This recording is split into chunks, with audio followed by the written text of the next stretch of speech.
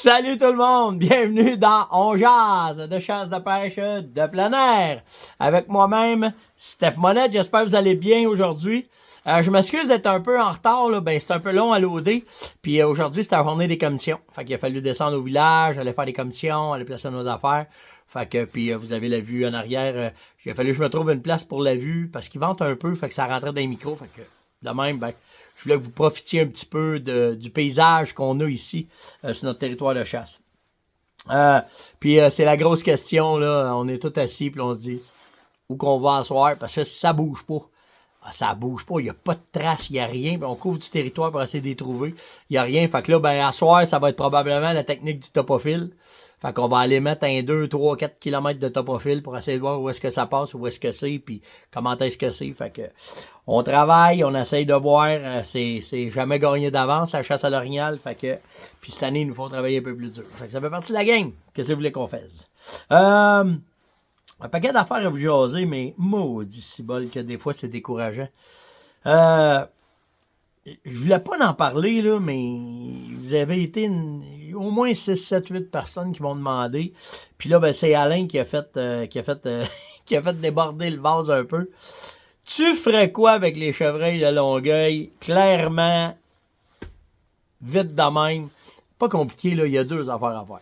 C'est soit que on les enlève, on les récolte, puis that's it, that's out. Puis l'autre affaire, c'est soit qu'on les transporte, puis qu'on les amène ailleurs, puis ça finit là. C'est pas plus compliqué que ça, là. Ça n'a pas de bon sens. C'est rendu que la cour, tout le monde se met le nez là-dedans. Puis gardez bien ce que je vais vous parler. Il y a d'autres choses qui s'en viennent, là. Checkez bien aller ça. Là, ce qui va arriver à Longueuil, ça va probablement servir de jurisprudence dans le monde de je sais pas quoi, style municipal ou je sais pas trop. Puis là, après, il y en a d'autres qui vont se servir de ça. Parce que ça s'en vient. Fait que le transport des cerfs de Virginie, là, c'est super facile, il n'y a pas de problème avec ça. Ça prend des gars qui savent comment est-ce que ça se passe. That's it, that's all. Dites-vous bien une affaire, OK? Les chevreuils qu'on transporte, là, c'est notre bétail. À l'époque, c'était notre bétail, c'était notre gagne-pain, puis il fallait pas qu'il y en ait qui meurent. Puis là, les spécialistes qui disent là, que ça va les faire mourir, les biologistes qui disent qu'ils vont mourir pendant le transport, là, c'est juste parce qu'ils savent pas de quoi ils parlent. C'était notre job de charrier de chevreuil. Puis savez-vous c'était quoi notre taux de réussite? 100%. Je me souviens pas d'avoir eu un chevreuil. Mais il y a des trucs, il y a des façons de faire pour pas que les chevreuils meurent. Puis c'est ça qu'on faisait. Puis on n'avait pas de trouble avec ça. Fait que ça, c'est la première affaire. Les attraper, facile de même. Encore là, ça prend des bonnes volontés. Puis ça prend de la latitude. T'es pas capable. Le chevreuil, là, c'est pas comme une vache, là. Ça prend de la latitude. Ça prend une place tranquille. Ça prend du monde qui sont pas là à pip. Non. Ça se fait tout le temps bien cool, bien quiet, puis là, ça y va bien. Après ça, la chasse, c'est correct qu'ils font de la chasse. Mais à l'arc et à l'arbalète, dans un petit territoire comme ça, je sais pas. Pour avoir chassé ces places-là, je les connais, ces places-là, j'ai déjà chassé là. J'ai arrêté de chasser là parce que je me disais, tire un chevreuil à l'arc, puis il part, puis il fait 2, 3, 4, 500 pieds, tombe dans le milieu d'un boulevard, tombe dans un stationnement, tombe dans le cours d'une garderie. C'est pas, tu sais. Puis, y a-t-il une autre façon de les chasser? Ben oui, il y a des façons, des armes assez efficaces qui vont faire une mise à mort rapide, puis ça tire pas à 50 km, puis, en tout cas, on connaît pas ça. Il y a des spécialistes qui le font. On va les laisser aller, on va prendre du popcorn, puis on va regarder aller ça, puis on verra bien comment ça va aller. Mais là, une fois que la jurisprudence va être faite, puis une fois qu'ils vont avoir tout essayé ça, pognez ça dans le Journal de Montréal le matin. Des citoyens excédés par les cerfs. Oh, tabarouette, je vais lire ça. Fait que là, ils sont tannés parce qu'ils mangent leur plat de bande, parce qu'ils mangent leur sel, parce qu'ils mangent leur affaire. Là, il y en a qui installent des clôtures. Il vient manger mes pommes. C'est pareil. Puis c'est hallucinant. Il se lève sur les deux pattes en arrière pour manger les pommes. Mais oui, si, il veut se rendre, il se lève les pattes en arrière, il va les manger. On sait tout ça. Fait que là, t'as la présidente de la fondation du Mont-Saint-Bruno, parce que là, ça se passe dans ce coin-là. Il y a le parc du Mont-Saint-Bruno, c'est la CEPAC qui s'en occupe. Puis là, ils disent que les populations sont trop élevées. On a présentement plus que 15 chevreuils au kilomètre carré. Puis là, il faudrait que ça redescende à 5. Puis là, t'as un intelligent qui s'en vient dire on doit imiter ce qui va se faire à Longueuil. Toutes les tuer, faut toutes les enlever, faut faire de quoi. La CEPAC s'est mis le nez là-dedans parce qu'il y a le parc qui est là. La CEPAC, elle sait qu'il faut qu'il en tue au moins 200. Il faut qu'il enlève au moins 200 chevreuils. Hey, c'est pas rien, là.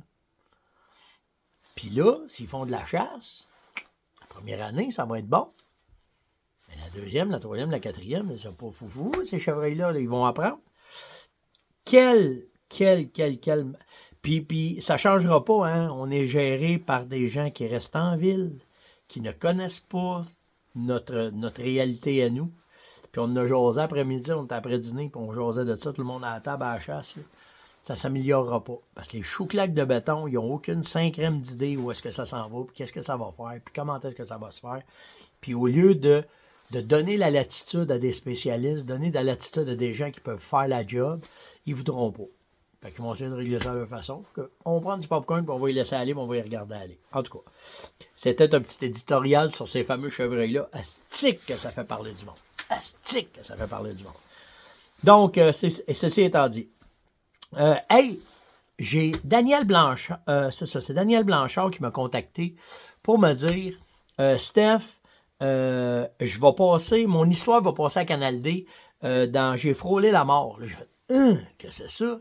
Ben, il dit, c'est moi qui s'est fait attaquer par un ours. Là, je me souviens pas de la date que c'est fait, mais l'émission va passer le 11 octobre à Canal D à 21h. Tu avais une chance d'écouter ça. Daniel m'a envoyé une photo.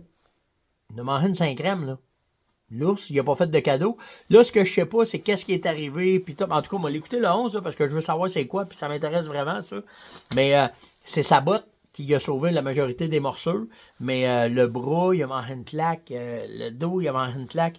Vraiment, là. Fait que ça va de quoi d'intéressant à regarder, puis à faire le tour. Donc, si vous avez la chance, ben écoutez-les. Puis si vous l'écoutez-les, puis qu'après ça, écoutez-les. Si vous l'écoutez, puis que vous trouvez le lien où est-ce que ça peut repasser sur le web ou peu importe, venez me le porter parce qu'on va le partager. C'est un gars de la communauté qui nous suit, qui chasse là avec. Donc, c'est de quoi d'intéressant à aller voir. Commenter, ça va être quoi l'histoire de cette fameuse attaque d'ours-là. Steve me demande, Steph, tu fais quoi avec les ratons? Deux affaires. Soit que tu les trappes, ou soit que tu les laisses manger. Pas le choix, là. Les ratons, c'est de même. Il y a de la chasse aux ratons que tu peux. Il faudrait que tu vérifies dans ton secteur si c'est possible de le faire. Mais écoute, c'est soit que tu les enlèves ou tu les endures. Je ne peux pas faire plus que ça. Là. Puis je ne suis pas celui qui va dire, tu sais, dans Beden, que moi, nous. OK, ils sont là pour faire un job. Puis là, ben, tu leur mets de la bouffe. Puis à ce temps, ils veulent se remplir avant que l'hiver arrive. Fait que c'est juste normal. La même affaire que les ours. Fait que c'est soit que tu les trappes, que tu vendes les peaux, que tu fasses de quoi avec ça. Ou bien, vis avec, puis respecte-les dans leurs éléments, là, où est-ce qu'ils vivent, là, tu sais. Les highlights des produits que j'ai adoré utiliser depuis hier.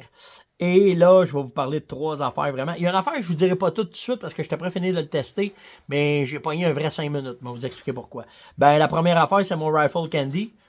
Caddy, excusez pas Candy. Caddy que je mets dans mon truck avec nos fusils. Yann, il pensait pas aimer ça, puis il adore ça. C'est cool, ça magane pas le camion. T'es capable de mettre tes 2 guns. Je vous l'ai déjà montré dans mon jazz, là. Mais vraiment, vraiment de quoi de nice de mettre dans le truck pour transporter les armes. Sécuritairement, mais surtout sans les crogner, sans rien faire dans le truck, c'est parfait. C'est juste un support que tu mets sur ton appui-coude, puis que tu mets tes 2 carabines dedans, puis ça tient, puis tu mets le canon en arrière, puis c'est vraiment bien fait. Mais impressionnant comment est-ce que cet article-là est efficace. Il y en a qui m'ont demandé où est-ce que, parce qu'il y en a qui m'ont réécrit, qui ont écouté l'ongeance où je l'avais présenté. Allez chez ces Tacticode à Québec, tacticode.com, qui vendent ça, puis vraiment, vraiment impressionné de ça. L'autre affaire que, je vous le dis, là, je ne sais pas combien de temps ça va durer, cette folie-là, là, mais mon vélo, je capote là-dessus. Je capote sur comment de territoire que je couvre, sur la façon que je me déplace. J'ai présentement probablement le record de porc-épic de vue dans une trail avec un vélo parce qu'ils ne m'entendent pas venir, pauvres petites bêtes. Ils font un 5 de saut quand j'arrive. À côté d'eux autres, vous n'avez pas idée, mais vélo pour chasser l'orignal, couvrir du territoire puis vous promener. Vraiment, vraiment mon gros coup de cœur cette année à la chasse. L'autre affaire, je suis présentement pour essayer des nouveaux sacs à dos d'une compagnie américaine qui commence la distribution ici au Québec. Et wow! La première fois que je mets un sac à dos que j'ai pas de tension. Pas de tension sur les épaules, pas de tension dans le dos, pas de bord de rien. Assez que je le garde sur mon dos quand je fais du vélo. Je prends même plus le temps de le déposer sur mon vélo tellement que je suis confortable dedans. J'ai rarement essayé des sacs à dos aussi confortable que ça. Je vais vous dire ça. Il y a un ajustement, ça s'ajuste, je vous montrerai comment en temps et lieu, mais vraiment, mes nouveaux sacs à dos, vraiment, vraiment nice. OK? Vraiment, je vais vous revenir avec ça, c'est sûr. Colin, ça va bien aujourd'hui, ça déboule. J'ai Mario qui m'a parlé de ce sujet-là. Il est maître chien, de chien de sang. Et il m'a écrit un méchant long texte sur plein de technicalités que là, il trouve ça un peu désolant. Naturellement, quand il est appelé, c'est parce que le chasseur a fait un mauvais tir. Mais il dit que, puis il a bien raison, puis c'est un des sujets que là, je vais parler avec vous autres. Il dit, il y a beaucoup d'erreurs qui pourraient être évitées. Et le pire des tirs qu'on veut éviter, c'est de ne pas faire un bon tir, de ne pas être certain, puis de prendre une chance. Prenez pas de chance. Si tu es sûr de ton tir, tu es sûr de prendre une partie vitale, puis que tu vas le coucher là, fine, vas-y, ça c'est ton habileté. Mais si tu n'es pas bon tireur, si tu n'as pas assez pratiqué, en fait, si tu n'es juste pas sûr, laisse passer. Il n'y a rien de plus désolant, premièrement, de décevant de chercher un gibier qu'on ne trouve pas, de faire venir le gars de chien de sang, puis que lui il cherche, puis que lui aussi il ne trouve pas, puis que, je vais vous le dire, là, souvent, ils vont mourir dans l'hiver. Donc, vous allez vous priver d'un gibier peut-être l'année d'après que vous allez avoir sur votre territoire parce que vous avez pris une chance. Prenez pas de chance. Si tu fais un tir, tu es certain. Tu es certain d'avoir contrôlé tes émotions, tu es certain d'avoir bien visé à la bonne place, tu es certain d'avoir fait ce qu'il fallait. Ça peut arriver, une mauvaise décoche, un mauvais appui, un stand qui, ta carabine, elle glisse, c'est pendant que tu fais le tir. Ça, c'est des incontrôlables. Mais le contrôlable, par exemple, faites attention. Faites attention parce que, par éthique, vous vous devez de faire des tirs efficaces. Vous vous devez de faire des tirs qui vont rapporter, qui va faire une mise à mort efficace de votre gibier. Ça, c'est votre job, faire ça. Fait que prenez pas de chance. Puis Mario, ce qu'il disait à Stéphane, c'est sûr qu'on ne peut pas contrôler le fait de la nervosité, du buck fever. Il y a mille affaires là, qui peuvent rentrer en ligne de compte.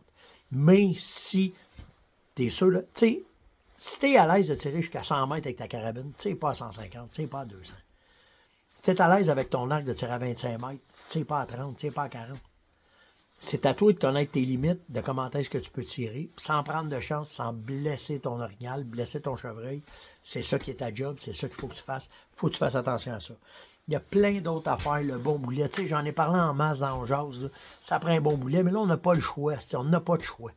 Fait que, tu sais, si tu n'as pas le choix de boulet, au moins qui fait une bonne job, ou que peut-être qu'il va rentrer plus creux, ou il va sortir plus vite, ou peu importe, ben au moins, attends d'avoir un tir, que ton gibier soit placé comme il faut, pour être capable de faire un tir et de le récolter proprement.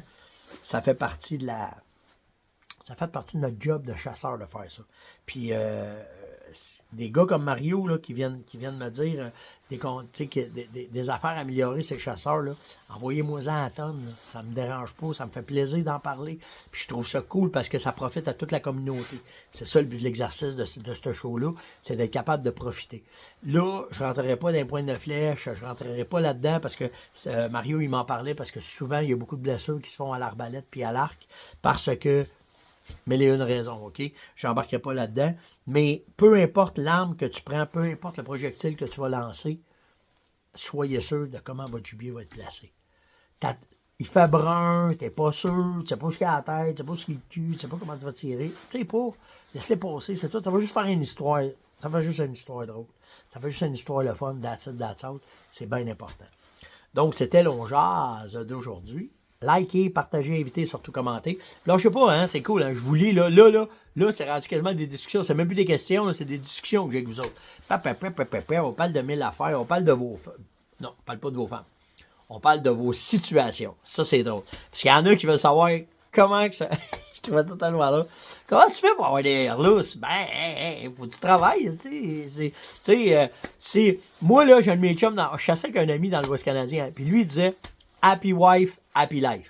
C'est pas compliqué à comprendre. Si ta femme est heureuse, la vie va bien aller. Fait que c'est ça, c'est juste ça. Il n'y a pas 1000 affaires, tu sais, de travailler un couple.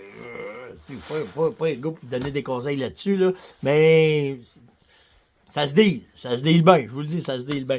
Mais ça me fait vraiment rire quand il y en a qui m'écrivent comment tu fais, puis comment est-ce que c'est, puis en tout cas, les discussions sont vraiment drôles puis amusantes bien souvent là, quand j'ai avec vous autres. Fait que gênez-vous pas. Likez, partagez, invitez, si vous avez des questions, posez-les, que ça soit n'importe quoi. Je sais qu'il y en a qui sont malades aussi. Je sais qu'il y en a qui passent des bouts durs. Vous me le dites, vos femmes m'écrivent, puis ils me disent hey, ça aide, puis ça va bien aller.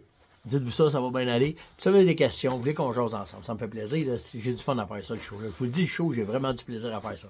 Donc, likez le show, partagez-le surtout, puis mettez des commentaires. Ça, c'est important. Puis nous autres, ben, on se voit demain. Ciao tout le monde.